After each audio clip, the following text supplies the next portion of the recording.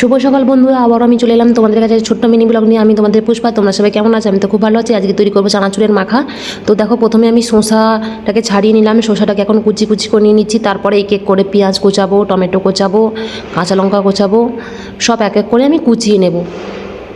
দেখো বন্ধুরা, এই চানাচুর মাখাটা আমি দু রকম চানাচুর দিয়ে করব। একটা হচ্ছে মটর চানাচুর, একটা হচ্ছে এমনি সব রকম মেশানো থাকবে সেরকম চানাচুর। দেখো আমার টমাটো কাটানো কমপ্লিট। এই দেখো মটর চানাচুর, তার সঙ্গে দেখো এটা সব কিছু মেশানো একটা চানাচুর।